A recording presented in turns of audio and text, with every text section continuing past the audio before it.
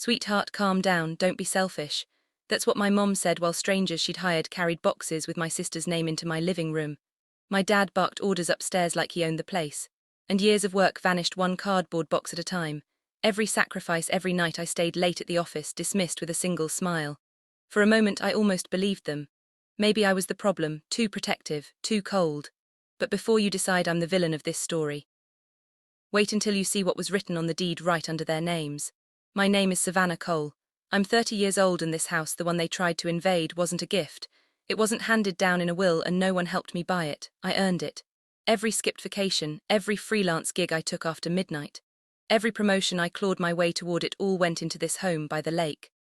My safe place, my proof that I was more than the forgotten daughter.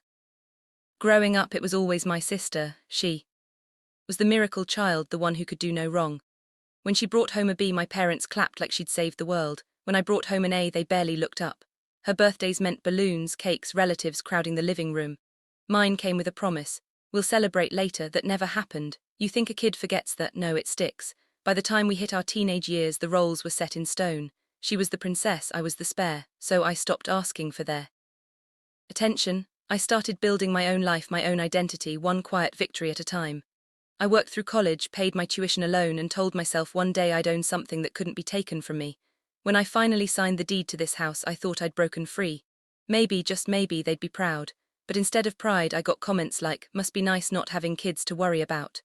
Or, "Don't get too comfortable. Savannah, life changes." Smiled through it all. I thought keeping my distance would keep the peace, and it did until that afternoon. My phone buzzed while I was at work. It was my neighbor Savannah. "There are moving trucks in your driveway. Did you sell your house?" My stomach dropped. Within minutes, I was racing home, heart pounding.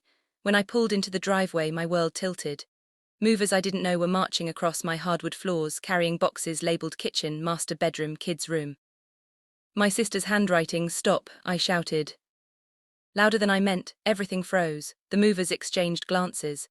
My mom turned toward me with that same patient smile, the one that always made me feel small. "Sweetheart, calm down," she said gently, as if she were talking to a child. "Your sister's family is struggling. You have all this space. You don't need it." I clenched my fists. "This is my house, paid for with my money. You don't get to move people in without asking me." From upstairs came my dad's booming voice. "Don't be selfish. Savannah family shares. You should be grateful you even have this place. Now it can actually serve a purpose." That word selfish burned hotter than ever. They'd spent my whole life calling me that, twisting my independence into guilt. Then my sister stepped forward, her arms crossed, chin lifted, her husband smirking behind her. "Oh, come on, Savannah, don't act like you need this house. You're single, no kids, no responsibilities. You don't even know what a real burden is." Her words hit harder than my dad's roar, because deep down it confirmed what I'd always known. They never saw me as enough. The movers hesitated, caught in the family chaos. One finally asked, "Ma'am, your mom hired us. Should we keep unloading?" I turned to him, my voice steady. "No, stop unloading. She's not the owner. I am. If you keep going, you're helping commit theft." They looked at each other, then slowly set the boxes down. One muttered under his breath, "Good luck." That was the moment I knew this wasn't confusion or miscommunication. It was planned. They thought I'd fold like always. Not this time. I pulled out my phone and hit record. The red light blinked, catching everything. The boxes, my mom's fake calm, my dad's thunderous stride, my sister's smug smile. Savannah turned that off. Mom snapped, her mask slipping. "This is family business." "No," I said, "this is legal business now." My sister lunged for my phone. "Delete that. You're not making us look bad." I stepped back. "You don't need my help to look bad." My dad's face turned crimson. "You will not drag this family's name through the mud." I laughed, cold and bitter. "You broke into my house, you hired movers, you tried to evict me from my own life." "Tell me, Dad, which part of that is a misunderstanding?" The room fell silent. Only my heartbeat filled the air. That's when they realized the old Savannah, the quiet one, was gone. I looked each of them in the eye. "You need to leave now." They didn't move. My dad's jaw clenched. My mom whispered something to my sister. They still thought they could outwit me, so I walked to the front door, shut it, and slid the deadbolt with a click. The sound echoed like a gunshot in a church. "You're not welcome here anymore," I said. For the first time they looked unsure, and that was the beginning of everything that came next. They thought I was bluffing. My dad puffed out his chest like his authority could erase my name off the deed. My mom switched tactics, her voice softening into the kind of tone she used to guilt me into apologizing for things I hadn't done. My sister whispered to her husband, certain I wouldn't dare take this further, but fear wasn't in charge anymore. I walked to the front door, turned the lock again, and said quietly, "You're not welcome here." The click of that lock hung in the air, my sister flinched, my dad's jaw tightened. For the first time in my life they looked uncertain. Mom gasped, "Savannah, don't say things you'll regret. We're your parents." I lifted my phone showing the recording still running. "This video goes to my lawyer tonight, and if you step foot here again the police will have it too." Dad stepped closer, his voice low and dangerous. "You wouldn't dare call the police on your own family." I met his stare. "Try me." For once the room was quiet. No lectures, no yelling, just silence thick enough to choke on. My sister's husband muttered, "Let's just go," tugging at her arm. But she shook him off, her pride louder than her common sense. "You think anyone will believe you over Mom and Dad? Everyone knows how dramatic you are, they'll laugh at you." I smiled, small and sharp. "Everyone will believe the deed. Everyone will believe the video. Everyone will believe the text where you admitted you were moving in." Her mouth snapped shut. They picked up their boxes in angry, jerky movements, muttering curses under their breath. I didn't move until the last one stepped out. Then I slammed the door and locked it again. This time the sound didn't echo like warning, it rang like victory. But I knew it wasn't over. They'd twist the story, they always did, so I took a photo, just one. The front door boxes stacked outside, my sister's name written across them in thick black marker. Then I opened my social media app and typed 5 words, "When family forgets boundaries." That was it. No details, no names, just that photo. And those words, it spread faster than I could have imagined. Friends, co-workers, even people from college I hadn't spoken to in years messaged me. The comments poured in sympathy, anger, stories of their own. For the first time I wasn't the one standing alone in the dark. By nightfall my phone wouldn't stop buzzing. Missed calls, Mom, Dad, sister, dozens of them. They'd spent years ignoring me. Now they couldn't stop reaching out. That night I turned my phone face down and let it vibrate itself into silence. By Friday it had turned into chaos. At 8:14 p.m, 3 voicemails came in back to back. Mom first, her voice trembling. "Savannah, please take it down, we'll talk, we'll fix this." Then Dad, still trying to sound in control. "Enough is enough, you've made your point, stop this before it ruins us." And finally my sister, sharp, furious, entitled, "Delete it, Savannah, you don't know what you're doing." But I did. For the first time in my life I knew exactly what I was doing. Saturday morning, pounding shook my front gate. I pulled up my camera feed on my phone and there they were. Family standing outside my gate like strangers. My mom's hair was disheveled, her pearls missing mascara stree. Dad's voice had lost its usual thunder, he looked smaller somehow. "Savannah, please," Mom called, "we can talk this out, don't do this to us." Dad's tone cracked. "You've made your point, you don't understand what people are saying about us. You're tearing the family apart." I almost laughed. Tearing the family apart, they'd been doing that for years. I just finally stopped pretending. It was fine. Then my sister stepped forward, fists clenched. "Delete the post. Let us move in or I swear you'll regret this." I leaned toward the intercom, my voice calm but sharp enough to cut. "Regret? You pawned my trust for years. You tried to steal my home, you humiliated me. And now, because the world finally sees it, you think I'm the problem." Her lips trembled. Her husband whispered something, tugging her arm, but she didn't move. I pressed the button on my phone. The house alarm blared loud and shrill. They jumped, startled. My mom covered her ears. My dad grabbed her arm, dragging her toward the car. My sister froze for a heartbeat, then ran after them.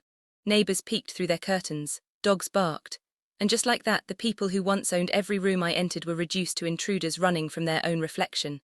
By Monday morning, the fallout had begun. My post had been shared thousands of times. At work, people whispered when I walked by.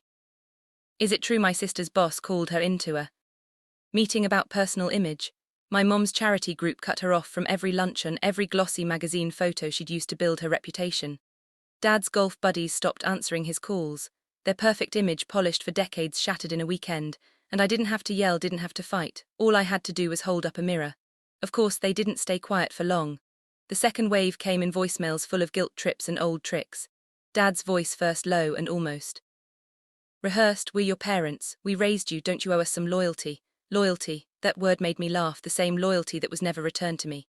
Then Mom, her tone soft and trembling. "Family sacrifices, Savannah, that's what love means."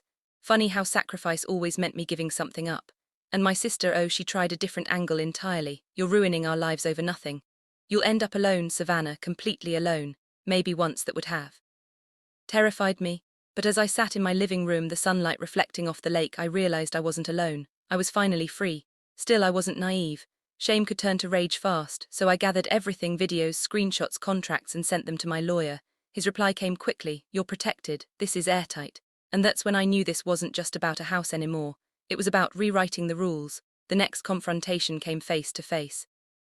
I was coming home from the grocery store when I spotted them parked across the street. My parents, my sister, her husband, all sitting in the car like ghosts who didn't know they'd already been buried.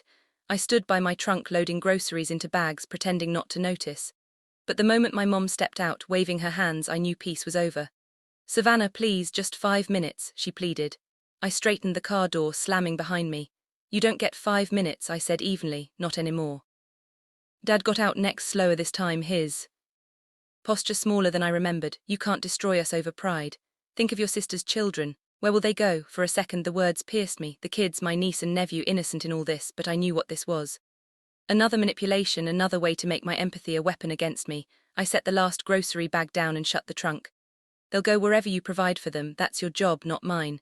My sister burst from the passenger seat, her eyes wild. "You heartless witch, you'll regret this, you'll regret ever crossing me." I didn't flinch. I met her rage with quiet calm. "I already regret giving you the chance to walk into my house. That won't happen again." She froze for a moment, then slammed the car door so hard it rattled. The engine roared, tires screeched. Neighbors stepped outside, curious. I stood still, letting them all see it, letting there be witnesses. By the end of that week, everything shifted. The calls slowed, the threats stopped, and the silence that followed wasn't tense anymore. It was victory. They weren't just losing me, they were losing everyone else too. I'd learned something in those quiet days. Revenge didn't always need fire. Sometimes it came wrapped in stillness, in patience, cold enough to outlast their anger. That silence became my weapon. Because while they scrambled to rebuild their image, I didn't move a muscle. I didn't take the post down. I didn't answer their calls. I let the world decide for itself. And the world had already made up its mind. By the next Monday, the storm had fully broken. My post, still pinned at the top, was being shared by strangers across states. Comments poured in from people who'd lived the same story. "This is my mom too. I thought I was alone. Thank you for saying what I never could." For years, I'd begged for my family's validation.